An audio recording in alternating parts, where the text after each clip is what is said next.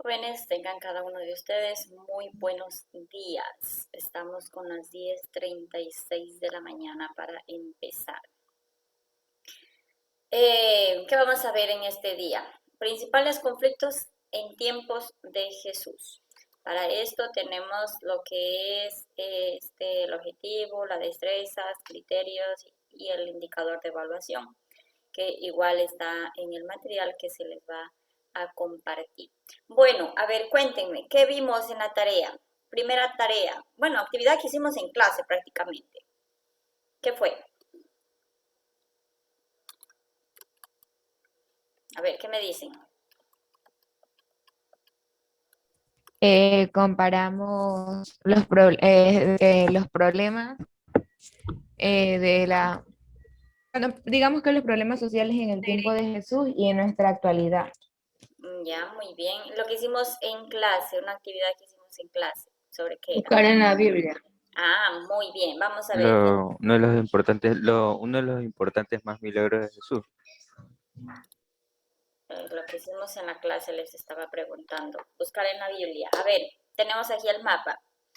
¿Dónde vivió Jesús con sus padres? ¿Qué me dicen? ¿Quién En encontró? Nazaret, vivió en Ya, ¿quién Nazaret. encontró? ¿Por dónde está? En el mapa. Cuénteme. ¿Quién los vio? La gallina ciega. Lo encontré ¿Por En dónde? Galilea. por Caná, Cerca de por Cana. Caná Muy y bien. en Galilea. En Galilea, correctísimo. Ricardo. A ver, cuénteme la segunda.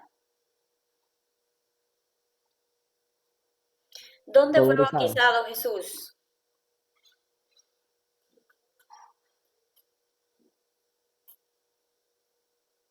Bueno, si buscan el río Jordán no lo van a encontrar. En la cita bíblica nos En dan que... Betabará. Ah, muy bien. Cayana. La siguiente. ¿Dónde fue su primer milagro? En Caná, Galilea. En Cana, en Galilea.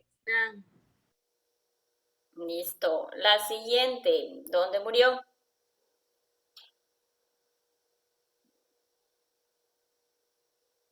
En Golgota. En Calvario. En Gólgota. ¿Encontraron dónde queda eso?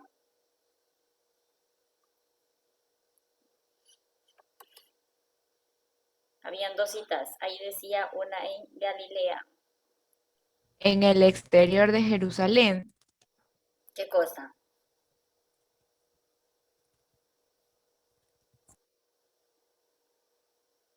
¿Que ya estás adelantada, Emily? No, miji, usted está preguntando que dónde murió. Ajá. En Galilea. En el Gólgota. Ahí en una de las dos me parece que es en Lucas. En Lucas que decía que era en Galilea. Y en la otra era más específico diciendo que era en el Gólgota. La siguiente, ¿dónde fue su primera aparición después de resucitado? En Emaús. Está en Judea.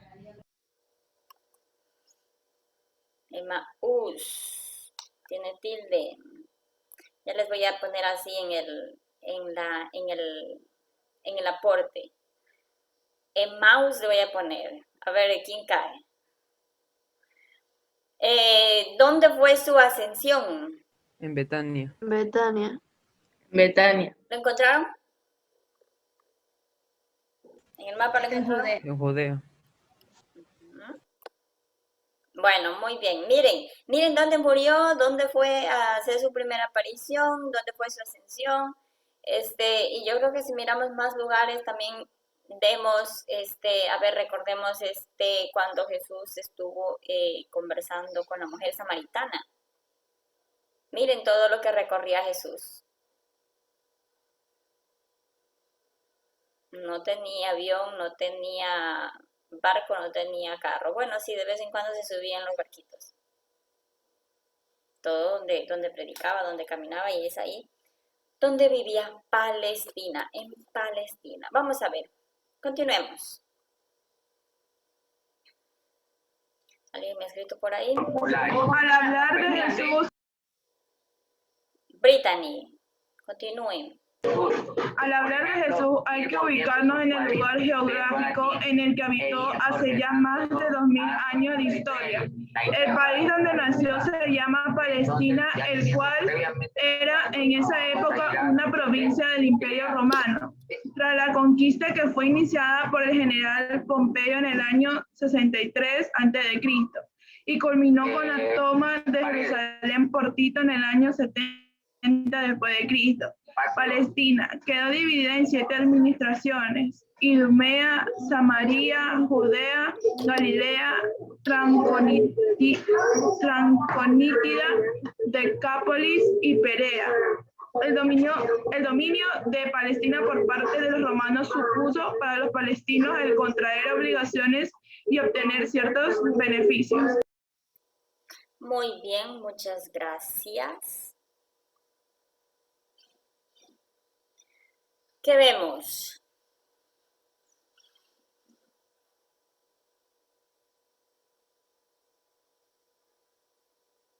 Pregunta del aporte, pueda que sea. El país donde nació Jesús, ¿cómo se llama?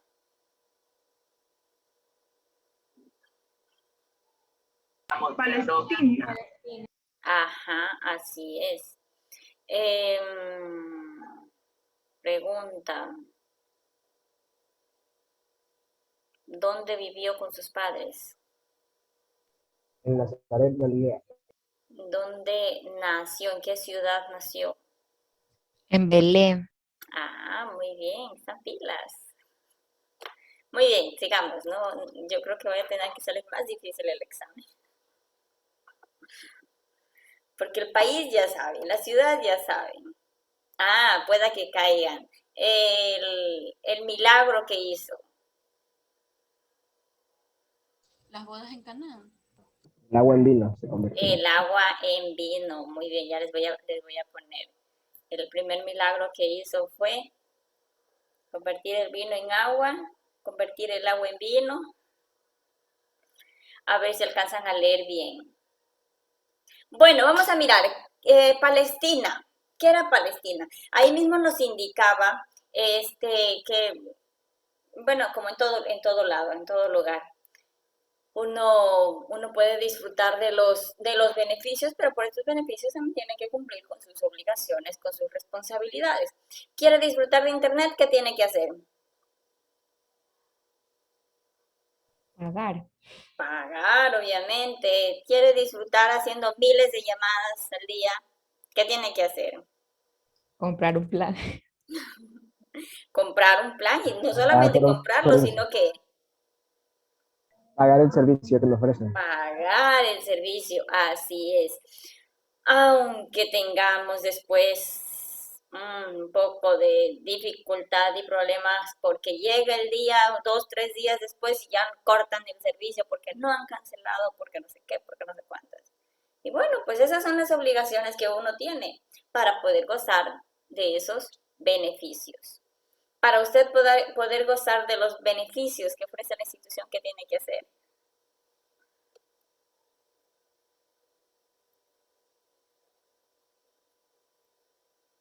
¿Qué tiene que hacer? Ser responsable. Ser responsables, claro, por supuesto. Ustedes y sus padres de familia.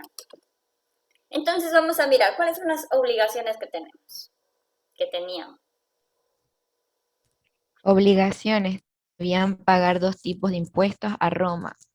Los impuestos directos, que consistían en pagar una cantidad de dinero en función de las propiedades que poseían.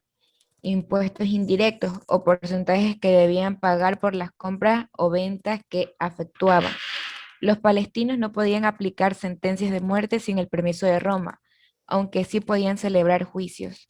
Muy bien, gracias. Ahí tenemos dentro de las obligaciones. Tenían que pagar impuestos tras impuestos. Mire, impuestos directos, impuestos indirectos. ¿A la actualidad también hacemos eso? ¿También pagamos impuestos directos e indirectos? Sí. Sí, sí, sí. Ujú. Un dato importante, dice los palestinos no podían aplicar sentencias de muerte sin el permiso de Roma. ¿Y entonces qué hicieron con Jesús? ¿Qué pasó con Jesús?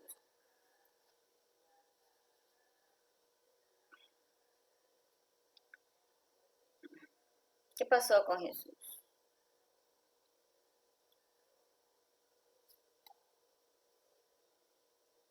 ¿Quién es Cristela Nay León Cuello? Recién ahorita se está ingresando.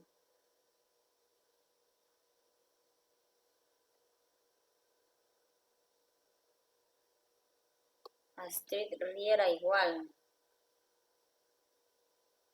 Astrid sí estaba a mí, solo que el internet de ella está un poco inestable y desde la necesidad de la reunión. Astrid. Sí, Astrid. Ah, ya. Sí, porque estoy anotando los atrasados. Iniciamos 10:30 y algo les dije. 37 por ahí les dije. Así es que, Miss, yo ingresé a la hora que usted comenzó la primera sesión. Lo que pasa es que acabo de salir porque tuve un problema de conexión ¿quién y volví a eres? ingresar. Riera. Ah, ya, ok, Es ya te que borré. Ya te borré de los atrasados. Bueno, entonces, les preguntaba, ¿qué pasó? Si los palestinos no podían aplicar sentencias de muerte, entonces, ¿quién mató a Jesús? ¿Quién lo sentenció?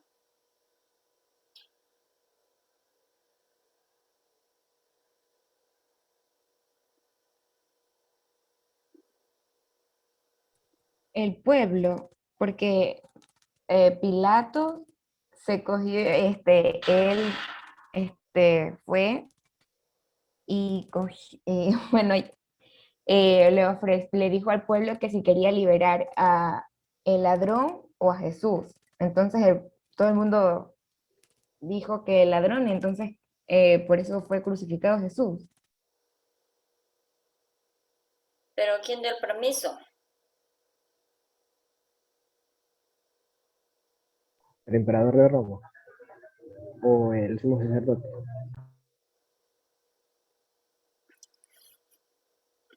Aunque trates de esconderte, igual te veo.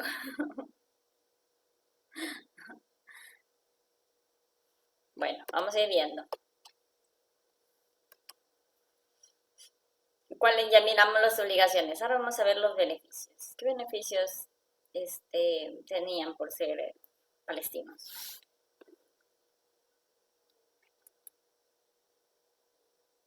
Beneficios. Los palestinos se beneficiaban de la red de vías de comunicación que Roma construyó. Podían utilizar el sistema de correos que la organización administrativa de Roma creó y las numerosas obras públicas construidas por los conquistadores, acueductos, teatros, fuentes, las cuales mejoraban las condiciones de vida de los palestinos. Los romanos respetaban la religión de los países y pueblos conquistados, sus leyes e instituciones. A los judíos también les permitían celebrar el sábado, día sagrado, quedar exentos del servicio militar y celebrar juicios civiles y religiosos. Muy bien, gracias. Entonces ahí podemos mirar de todo lo que disfrutaban los palestinos. ¿De qué nomás eran?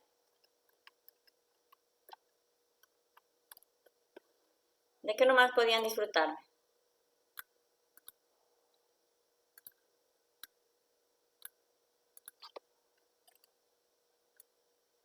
¿Mm?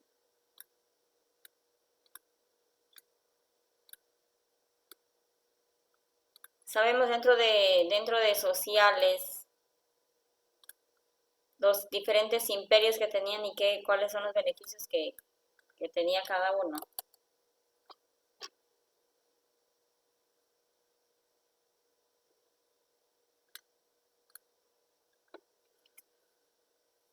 Numerosas obras públicas.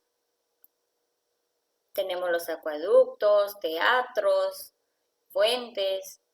También otros beneficios de los que gozaban, miren que los dejaban que puedan disfrutar, o bueno, les permitían celebrar todo lo que su religión les mandaba. No iban en contra de eso. ¿Qué celebraban ellos el sábado?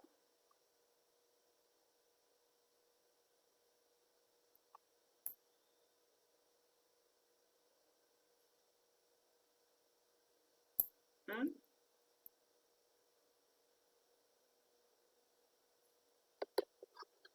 ¿Qué significaba el sábado para ellos? El sábado era un día santo. Así es, era un día sagrado. ¿Qué pasaba con Jesús los días sábados? Bueno, el día sábado ellos no podían hacer nada, absolutamente nada. Lo único que tenían que hacer era pasar en familia y pasar alabando a Dios, descansando. Era el día del descanso, el sabbat, día sagrado. Entonces, no tenían que ir a mirar los animales, no tenían que ir ni siquiera a hacer el aseo de la casa. Nada, absolutamente nada. Entonces, ¿qué pasaba con Jesús?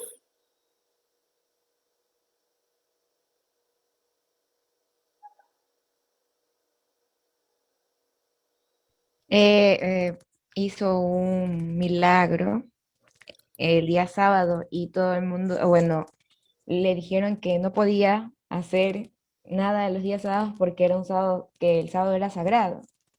Entonces él dijo que no había día para hacer el bien. Algo así mismo, no me acuerdo muy bien. Muy bien, se nota que sí lees la Biblia. Y si no la lees, por lo menos escuchas. Bueno, sí, es verdad. No hizo uno solo, algunos. Eh, pero como todo, cuando uno está haciendo bien las cosas, ¿a ustedes qué les pasa? Están obrando de la mejor manera, están haciendo bien hechas las cosas. ¿Y qué sucede?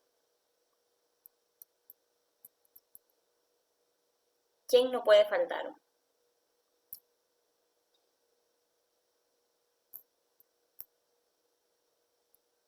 Los envidiosos, que están mirando, están listos para criticar. Ah, pero es que yo te dije que no tienes que hacer así.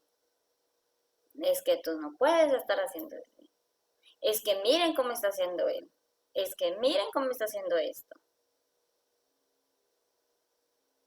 No falta uno, el típico que no te tiene en el Facebook, pero te busca desde otro lado para mirar qué es lo que estás haciendo. Y eso sucede en todo. Entonces, lo mismo era con Jesús. No querían saber nada de él, pero sin embargo estaban ahí metidos. Se enteraban de todo. Estaban listos ahí mirando a ver en qué momento cae. Y si no cae, si no caía, querían que caiga haciéndole esas preguntas. Le preguntaban,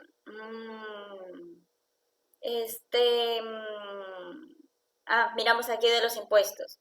¿Tú crees que es justo que nos cobren todos esos impuestos? ¿Qué dices tú? ¿Debemos o no debemos de pagar impuestos? Si es que Jesús decía, no tenemos que pagar impuestos. Eso estaban en contra de la ley, entonces se iban y le decían que miren que él está haciendo eso, está haciendo lo otro, bueno. Pero decía mi mami, para un pilas hay otro más pilas. Y Jesús obviamente ya conocía los corazones, no caía. Para hacer el bien, uno no mira la hora, no mira la fecha, no mira nada de eso. Simplemente obra el bien, simplemente lo hace. Entonces, eso es lo que sucede.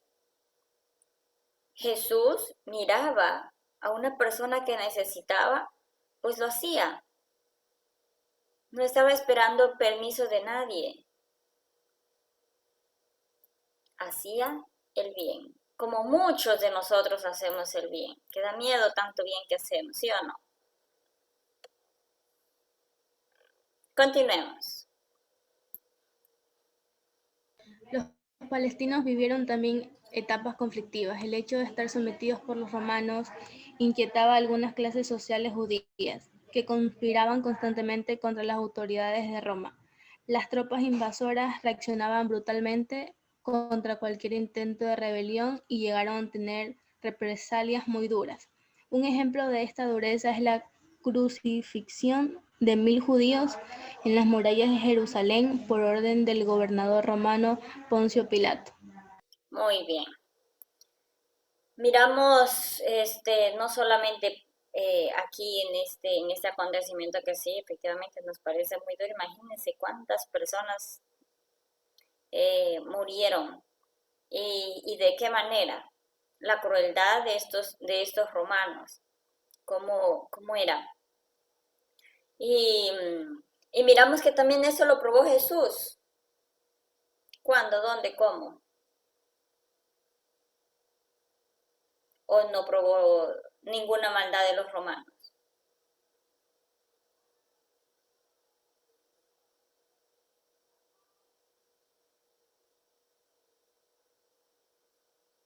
¿Qué hicieron antes de la crucifixión de Jesús? ¿Qué le hicieron? Lo azotaron. Lo azotaron. Lo humillaron, ¿Lo qué? lo humillaron frente a su Lo pueblo. humillaron. ¿Qué más? Lo hicieron cargar con la cruz. Y camino a la cruz, ¿qué le hacían? Le pegaban. Le pegaban, lo escupían, lo insultaban. Ahora viene una pregunta personal. ¿Cuántas veces me he comportado yo como romano? No, yo nunca. Yo no le pego a nadie, yo no le escupo a nadie, yo no le insulto a nadie. No, yo no. Más bien yo soy el Jesús. A mí me humillan, a mí me pegan.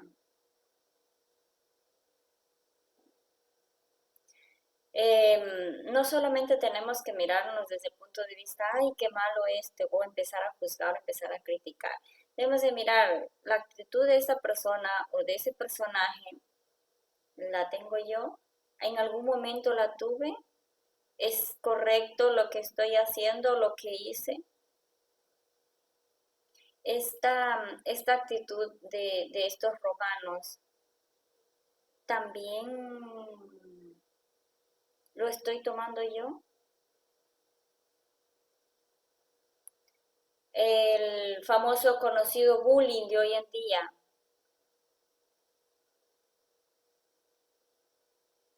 ¿Participo en eso? ¿Estoy haciendo algo para?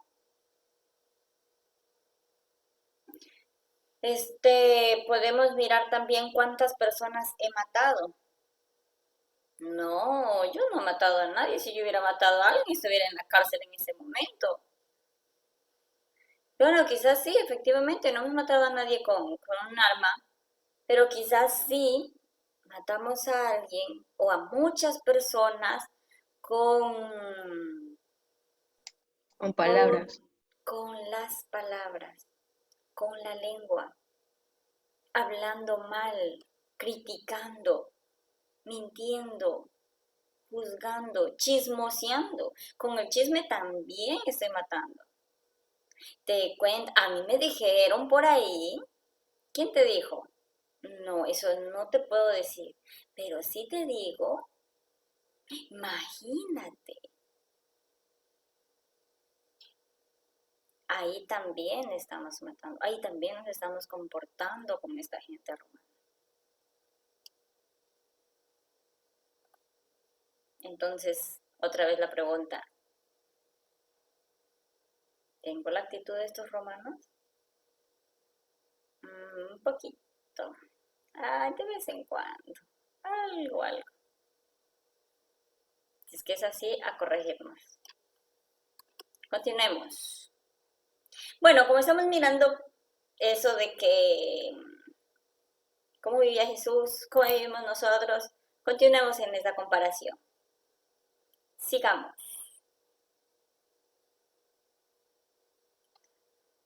A ver, no hay más voluntarios, se nos acabaron los Yo voluntarios. mismo, ¿Quién es yo?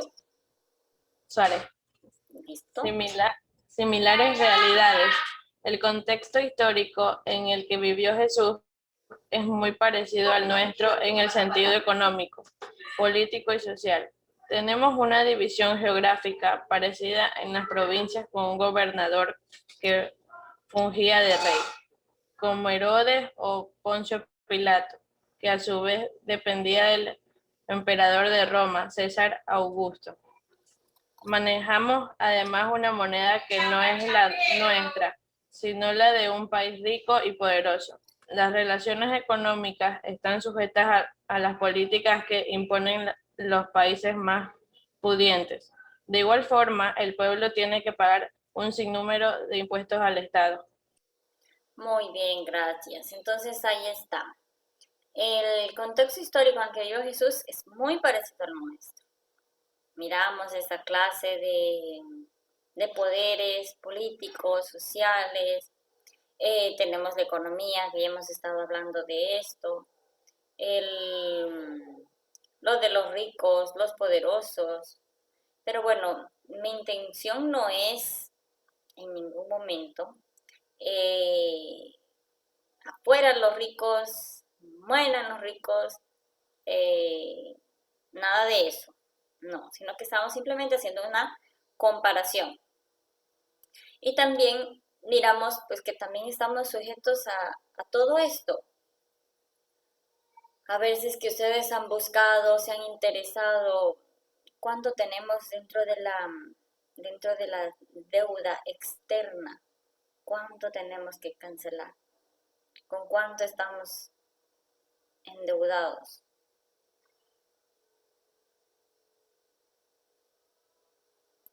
Y por eso tenemos que pagar el sinnúmero de impuestos.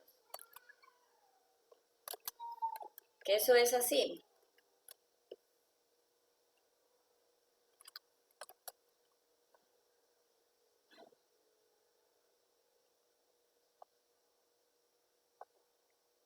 Y bueno, continuemos.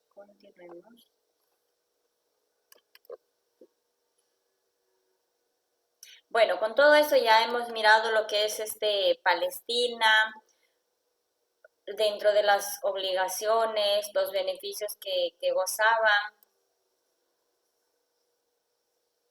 la actitud de los romanos, las similitudes. Ahora vamos a mirar un tema muy interesante también, que no podemos solamente quedarnos en el tiempo de Jesús y el actual, sino que también tenemos que ir avanzando. Vamos a ver, ¿qué nos dicen? ¿Quién nos lee?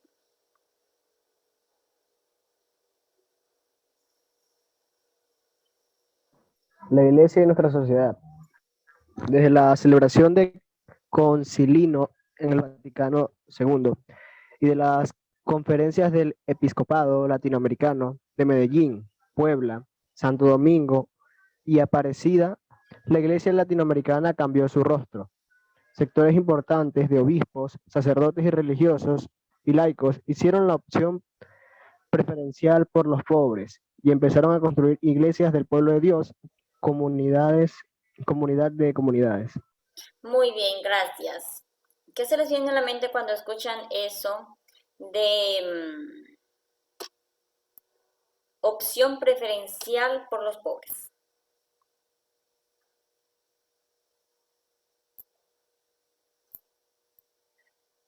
A ver, escucho yo ese término, opción preferencial por los pobres. ¿Qué se me ocurre?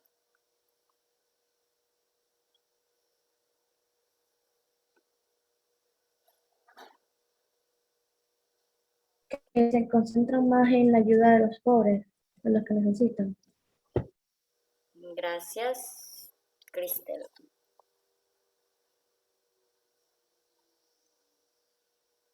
¿Alguien más?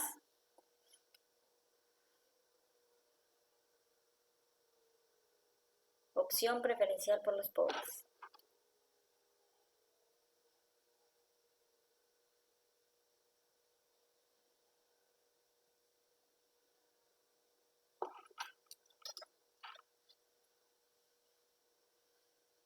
¿Nadie?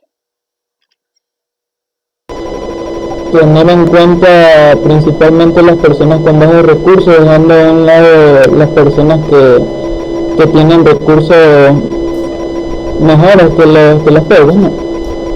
Muy bien, gracias, Leandro.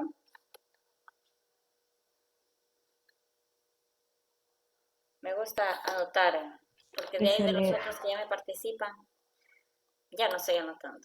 Que se le dé más preferencia a los problemas con las personas de bajos recursos, al igual que también se fortalezcan más sus leyes, porque, bueno, sus derechos, porque hay mucha discriminación de parte del pueblo para estas personas de bajos recursos, y a veces es por eso que en los trabajos no los discriminan y no les dan trabajo y esas cosas. ¿Sí?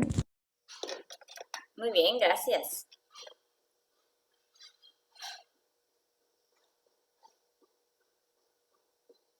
¿Nadie más?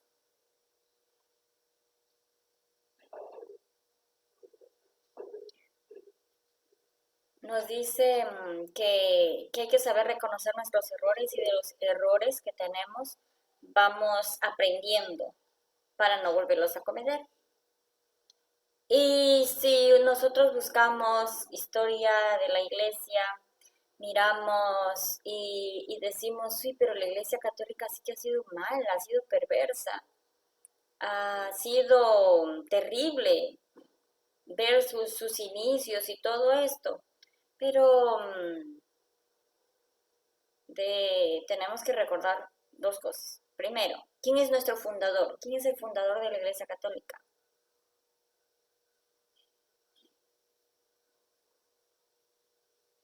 De la religión católica. ¡Ay, Dios mío! No me digan. 0 para Raimundo y todo el mundo.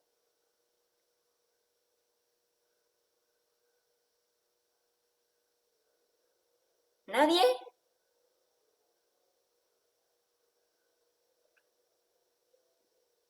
Tercero de bachillerato.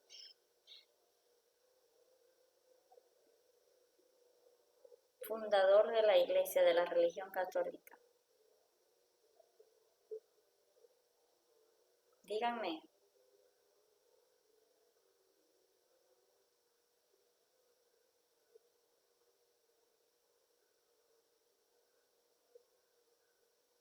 No puedo creer. Y yo creo que si pregunto me dicen aquí hay unos desde inicial estudiando en la unidad educativa NIL.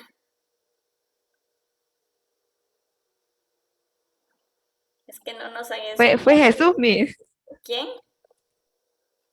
Jesús. Obvio. Por ahí me mandaron un chat, pero no puedo revisar.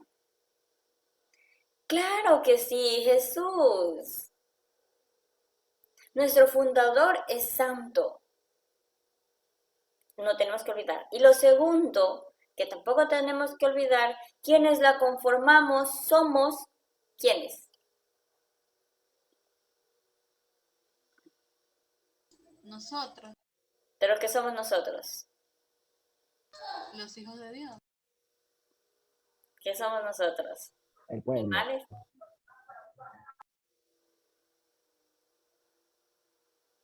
¿Piedras? ¿Carros? ¿Qué somos? Los seres humanos. Por supuesto que sí, Anthony. Somos personas, somos humanos. Entonces, como humanos siempre vamos a tener errores. Y con esto nos quedamos, Pedro, Nayeli, no. Volvemos No a era- la conversación. Entonces, continuemos. Les decía que nuestro fundador es Jesús. Quienes la conformamos somos personas, somos humanos, entonces obviamente tenemos defectos. Entonces, de todos estos defectos es lo que uno se va aprendiendo, se va mejorando y se va haciendo una buena persona. Por eso, La iglesia también reconoció sus errores, reconoció su pecado en la persona de Juan Pablo II, que yo recuerde pidió perdón por todos los pecados que la iglesia ha cometido. Y es que es eso, lo valiente es el reconocer, pero no solamente reconocer, sino ir cambiando, ir mejorando. Porque de nada me sirve. Yo reconozco, sí, yo soy alcohólica, soy una alcohólica a morir, pero ya, estoy reconociendo, pero ¿estoy haciendo algo por cambiar? O simplemente ya, déjeme, mi vida es así, yo soy alcohólica y punto, se acabó, así voy a morir. O ya, déjeme, yo soy vago, ya al final del año paso así arrastrando materias, pero paso arrastrando materias de la una, de la otra, me quedo en supletorio, me quedo en remedial, me quedo como me quedo, pero al final paso. Déjeme que mi vida es así. No, hay que uno reconocer sus errores y en base a eso hay que trabajar y pues cambiar. Entonces la iglesia eso. Ha hecho esto de reconocer sus errores y empezar a trabajar. ¿Por qué? ¿Por qué todo esto? Porque si miramos antiguamente, la iglesia trabajaba más con las personas ricas. Trabajaba con estas personas, entonces, por eso es que desde el Concilio Vaticano II dijeron, no, somos iglesia y hay que darle un vuelco total. No sé si ustedes han visto películas antiguas o de algún santo o algo que celebraban las misas de espalda. O si preguntan, bueno, ahorita ya ni siquiera es a la abuela, sino a la bisabuela, por allá, personas bien antiguas, cómo participaban de las Eucaristías, de la misa, cada cuánto tiempo iban a misa. Si es que tenían la Biblia, cada hogar tenía una Biblia. Nada de eso se podía.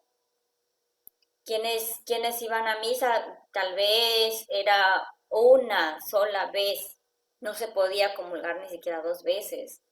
Y los sacerdotes celebraban de espaldas, no celebraban en el idioma oficial, sino que simplemente celebraban en latín.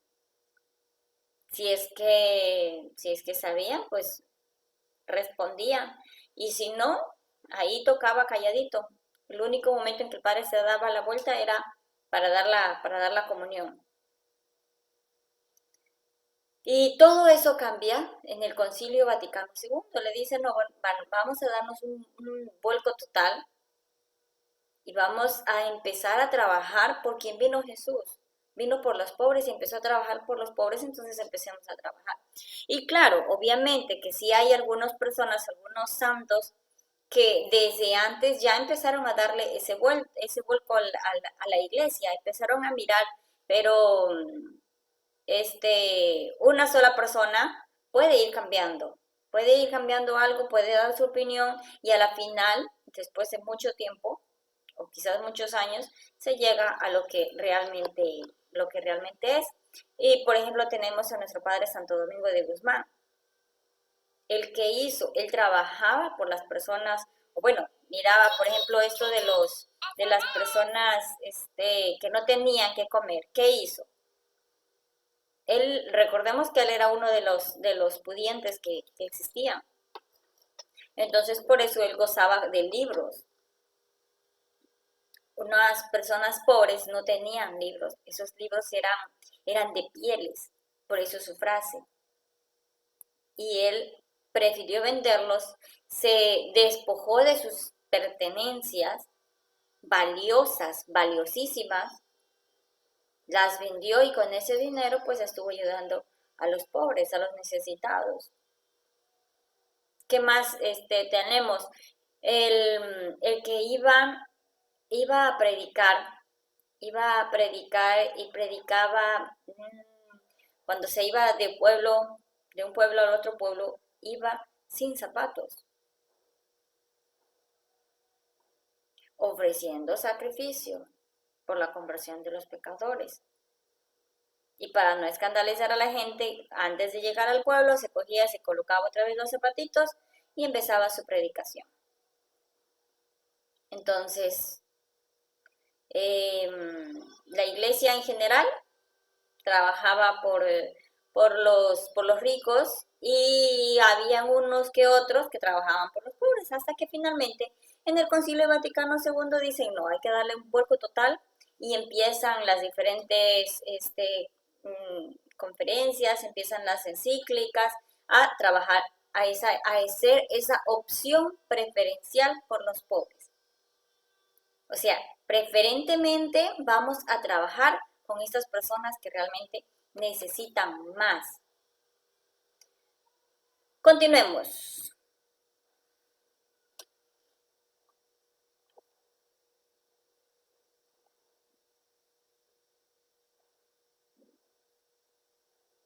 Roger.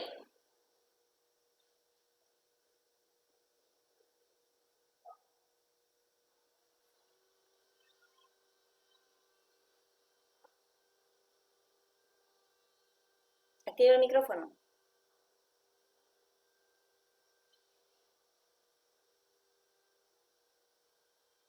Sí, Roger, a ti te llamé. Activa el micrófono.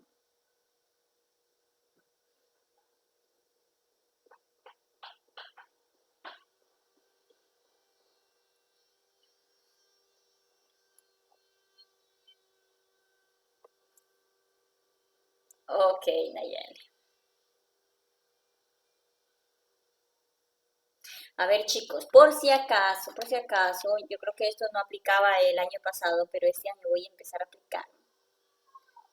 Hay puntos extras y ahora va a ser puntos, menos puntos. ¿Cómo le ponemos a eso? Cuando yo llamo a alguien y no me participa, yo voy a coger y voy a anotarlos. Tienen 10 en el deber, entonces ¿yo qué hago? Le voy quitando un punto cuando ustedes no me dan respuestas a lo que yo les estoy diciendo o lo que sea. ¿Ok? Para que sepan. Pero si en la plataforma tengo todo 10, sí, puede tener todo 10, pero como no estoy participando en clase, entonces se le va a ir quitando puntos. Y se les va colocando puntos a los que van participando. Alexander.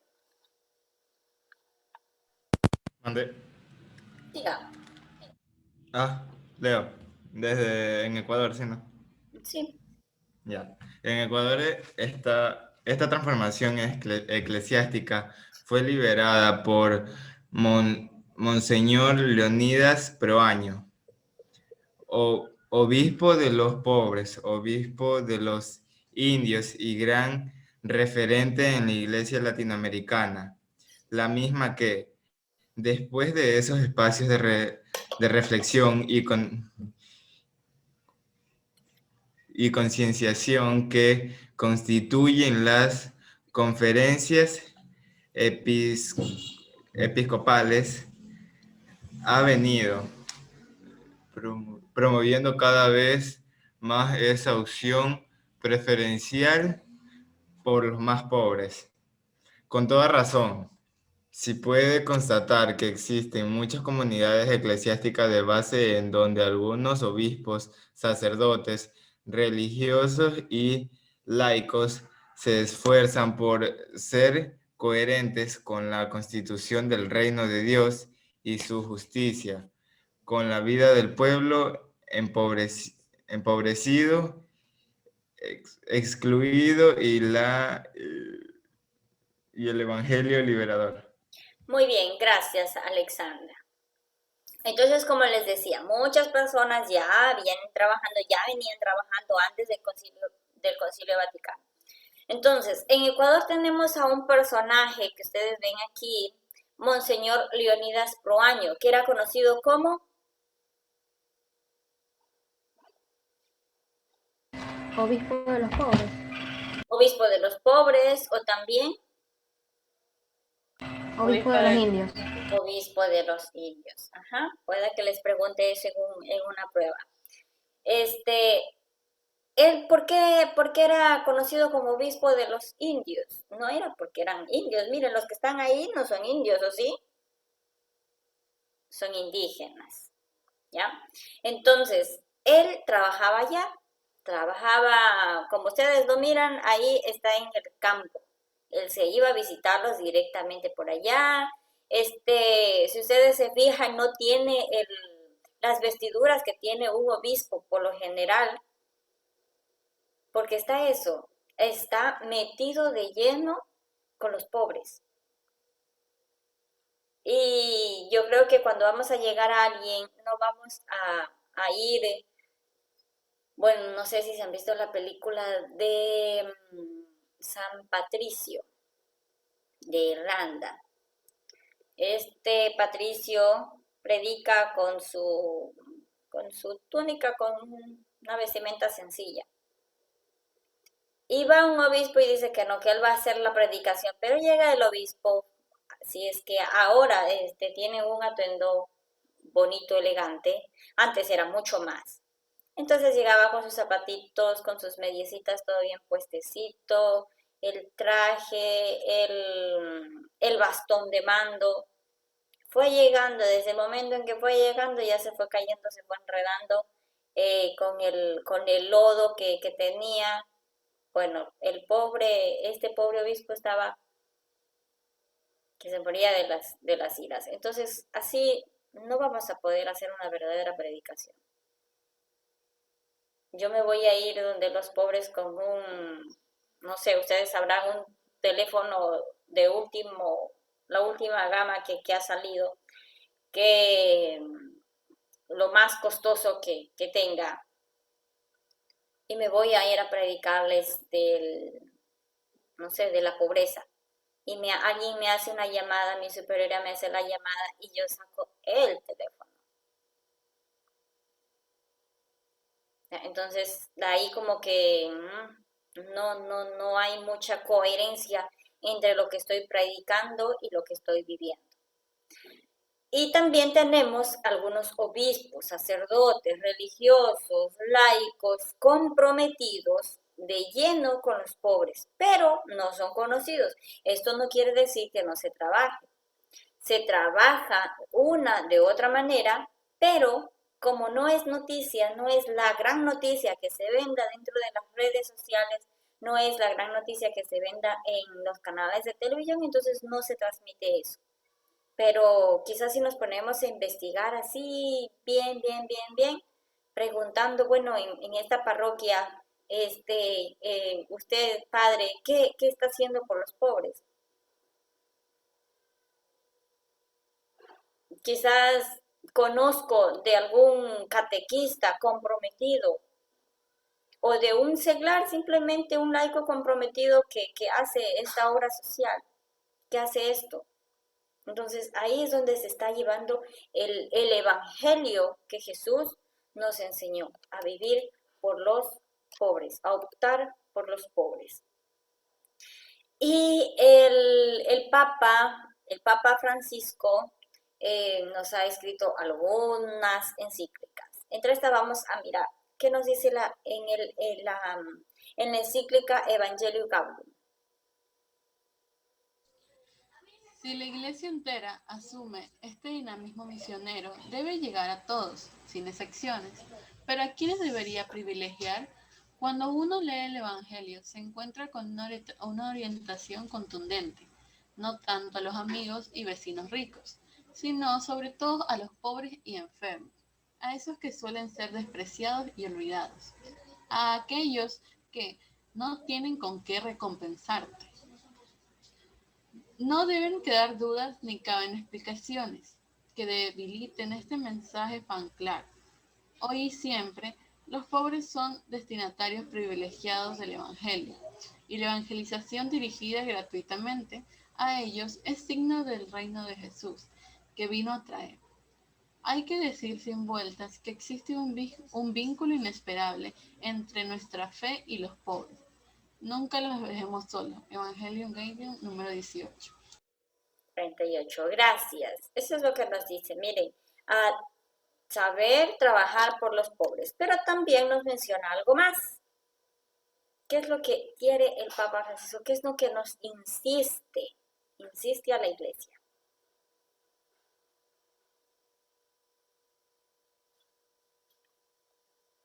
Dominique.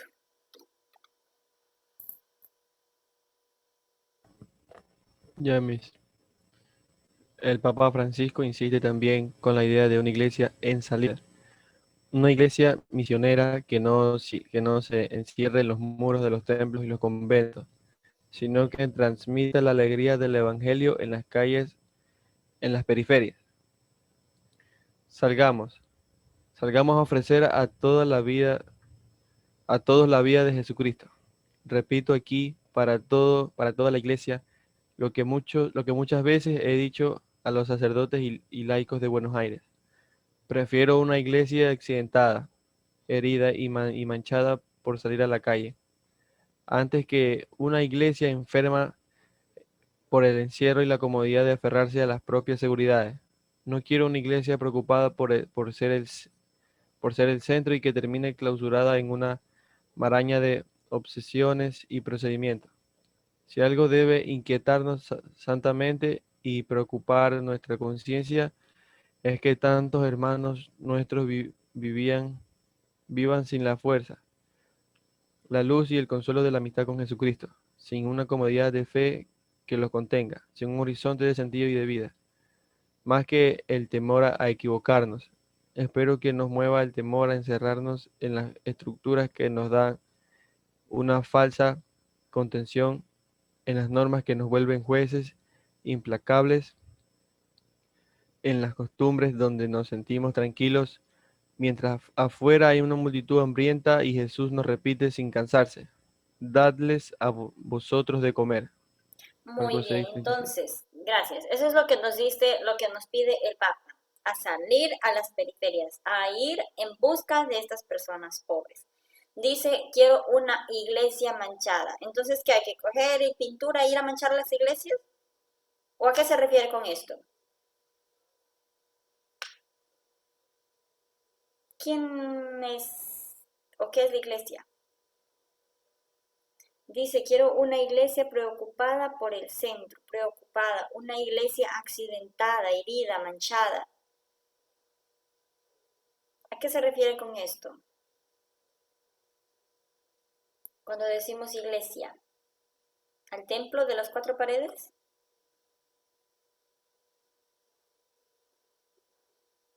Nos referimos a las personas. Al templo de Dios.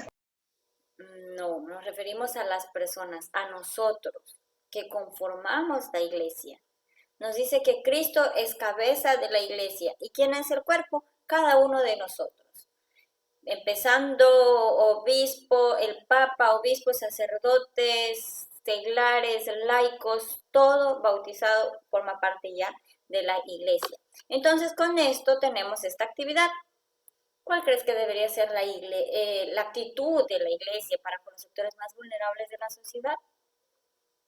Ya, vuelvo a repetir, cuando nos referimos al término iglesia, no estamos hablando de las cuatro paredes donde vamos a celebrar la Eucaristía, sino que la iglesia lo que lo conformamos cada uno de nosotros. Entonces, ¿cuál crees que debería ser la actitud? Esa nos queda de tarea. Recuerden que las tareas vencen hoy mismo hasta las 11:59. Chicos,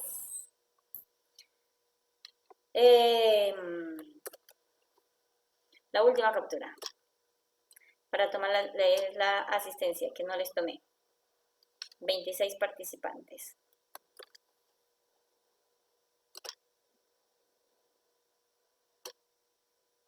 Ya, ahora sí. Con esto nos vemos la próxima semana. Que pasen muy bien. Dios les bendiga. Feliz fin de semana. Chao, chicos. Bye. Chao.